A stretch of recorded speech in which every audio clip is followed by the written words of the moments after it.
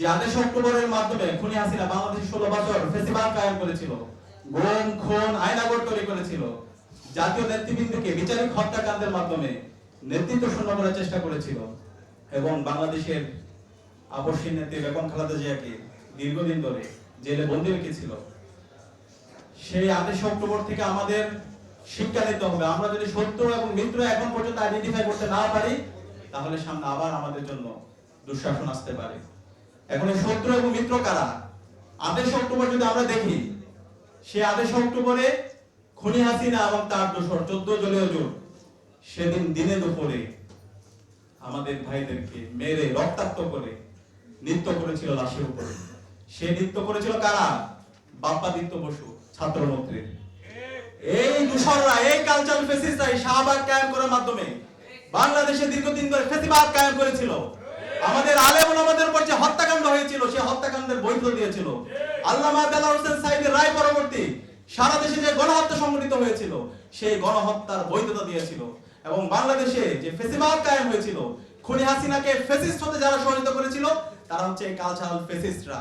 এবং এই কালচারাল ফেসিস্টরাই আমাদের পার্বত্য চট্টগ্রামে যে আজকে বাংলাদেশের অখণ্ডতা, বাংলাদেশের স্বাধীনতা সার্বভৌমত্ব আজকে যে উজ্জ্বল অবস্থায় আছে, এই পার্বত্য চট্টগ্রাম মেজর জিয়ার, শহীদ জিয়ার এবং বেগম খালেদা জিয়ার সিগনিফিকেন্ট অবদান আছে। আজকে পার্বত্য চট্টগ্রামের সিকিউরিটি সরকারের ক্ষেত্রে আমরা শহীদ জিয়ার গুরুত্বপূর্ণ অবদান দেখতে পেয়েছি। কিন্তু এই পার্বত্য চট্টগ্রামের স্বাধীনতা, সার্বভৌমত্ব, অখণ্ডতা এবং বাংলাদেশের অখণ্ডতা নষ্ট করার জন্য এই কালচারাল ফেসিস্টরাই বিভিন্ন ধরনের ষড়যন্ত্র এবং চক্রান্ত করছে। সেখানে আমাদের এই সত্যদেরকে চিনতে হবে।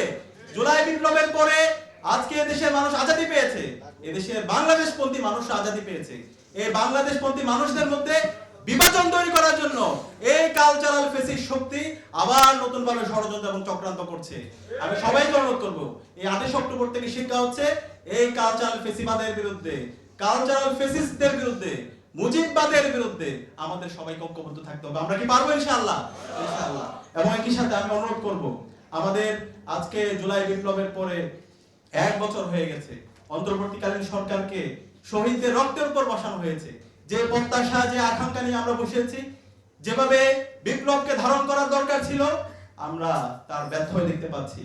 আজকে আমরা অনুরোধ করবো অন্তর্বর্তীকালীন সরকারকে, বিগত ফেসিবাদী আমলে খুনি হাসিনা এই 28 অক্টোবর থেকে শুরু করে, পিলখানা হত্যাকাণ্ড থেকে শুরু করে, আল্লামা দেলোয়ার হোসেন সাঈদীর রায় পরবর্তী গণহত্যা, বিচারিক হত্যাকাণ্ড এবং বেগম জিয়া থেকে শুরু করে বেগম জিয়ার উপর যে দীর্ঘদিন ধরে কারাগারে নিষ্পেষণ করা হয়েছে, এবং ছাত্রদল, ছাত্র শিবির এবং বিএনপি, জামাত সহ বাংলাদেশপন্থী রাজনৈতিক দলের উপর যারা নির্যাতন, নিষ্পেষণ করেছে, যারা গুম করেছে, আয়নাগর তৈরি করেছে, খুন করেছে, এই সকল চক্রকে দৃষ্টান্তমূলক বিচারের আওতায় নিয়ে আসতে হবে। এবং এই জুলাইয়ে যে গণহত্যা এবং শিশু হত্যা সংঘটিত হয়েছে, এই প্রত্যেকটা হত্যাকাণ্ডের বিচার এই দেশে হইতে হবে। খুনি হাসিনাকে দেশে আনতে হবে, তাকে ফাঁসিতে ঝুলাতে হবে। এবং অন্তর্বর্তীকালীন সরকারকে বলতে চাই এবং আন্তর্জাতিক অপরাধ ট্রাইব্যুনালকে বলতে চাই, আপনারা সাহস নিয়ে বিচার করেন। ছাত্র জনতা আপনাদের সাথে আছে। খুনি হাসিনা এবং তার দোসরদের এদেশে রাজনীতি করার কোনো অধিকার নাই। খুনি হাসিনার নিষিদ্ধ ঘোষিত আওয়ামী লীগ, নিষিদ্ধ ঘোষিত ছাত্রলীগ, নিষিদ্ধ ঘোষিত যুবলীগ এবং তার দোসরদের বাংলাদেশে রাজনীতি করার কোনো অধিকার নাই। এরা আমাদের সন্ত্রাসী দল। এরা রাজতন্ত্র কায়েম করার মাধ্যমে বাংলাদেশের আমাদের স্বাধীনতার সার্বভৌমত্বকে, অখণ্ডতাকে তারা নষ্ট করার চেষ্টা করেছিল। আমাদের এই দেশকে ভারতের সাবলেট কলোনি বানিয়েছিল। ভারতের প্রেসক্রিপশনে আমাদের দেশের রাজনীতি, অর্থনীতি থেকে শুরু করে আমাদের এই শিক্ষা ব্যবস্থাকে তারা ধ্বংস করেছে। সুতরাং এই দেশে আর মুজিববাদীদের, খুনি হাসিনার রাজনীতি করার কোনো অধিকার নাই। আমি জাতীয় নেতৃবৃন্দকে অনুরোধ করব, আমাদের ঐতিহাসিক একটি সুযোগ এসেছে, এই সুযোগকে আমাদেরকে কাজে লাগাতে হবে। আমরা সবাই এই জুলাই বিপ্লবের যে আকাঙ্ক্ষা, শহীদদের যে আকাঙ্ক্ষা, সেটাকে ধারণ করে আমাদেরকে ঐক্যবদ্ধভাবে রাজনীতি করতে হবে। আমাদের রাজনৈতিক ভিন্নতা থাকবে, আদর্শিক ভিন্নতা থাকবে, কিন্তু খুনি হাসিনার বিচার প্রশ্নে, বাংলাদেশ প্রশ্নে আমাদের সবাইকে ঐক্যবদ্ধ হইতে হবে। এই জায়গায় যদি কেউ ব্যত্যয় করে, সেটা যদি জামাত ইসলাম করে, আমরা জামাত ইসলামের বিরুদ্ধে কথা বলবো। সেটা যদি শিবির করে, আমরা শিবিরের বিরুদ্ধে কথা বলবো।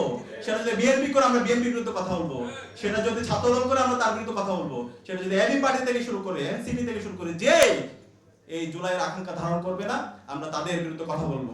আমরা অনুরোধ করব, আমাদের এই ঐতিহাসিক সুযোগে আমরা যেন সবাই ঐক্যবদ্ধভাবে বাংলাদেশ প্রশ্ন ঐক্যবদ্ধ হয়ে আমরা সবাই কাজ করি এবং আমাদের এই ঐতিহাসিক সুযোগ 54 বছর পরে আমাদের এই বাংলাদেশটাকে একটা পূর্ণাঙ্গ ন্যাশন হিসাবে বিনির্মাণ করার জন্য এবং আমাদের এই প্রতিষ্ঠানগুলোকে শক্তিশালী করার জন্য আমরা যেন সবাই ঐক্যবদ্ধভাবে কাজ করি এবং বাংলাদেশপন্থী আমরা যারা আছি সবাই ঐক্যবদ্ধভাবে আগামীর সুখী সমৃদ্ধ বাংলাদেশ বিনির্মাণে সবাই আমরা কাজ করি সে উদাত্ত আহ্বান জানিয়ে এবং আজকের অনুষ্ঠানের অতিথি রুহুল কবির রিজভী ভাই থেকে শুরু করে সকল সিনিয়র জাতীয় নেতৃবৃন্দকে ধন্যবাদ জানিয়ে আমি আমার কথা এখানে শেষ করছি। আসসালামু আলাইকুম ওয়া রাহমাতুল্লাহ।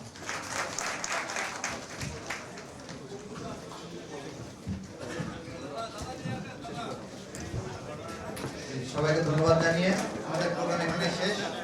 আমি আন্তরিকভাবে ধন্যবাদ জানাচ্ছি মুজিব হল সংসদের সাহিত্য সম্পাদক আমির হাসান রাফিকে, যিনি অক্লান্ত পরিশ্রম করে সুন্দর করে প্রোগ্রামটা বুঝিয়েছেন এবং সাংবাদিক বন্ধুদেরকে যারা সুন্দরভাবে প্রোগ্রাম পরিচালনায় সহযোগিতা করেছেন এবং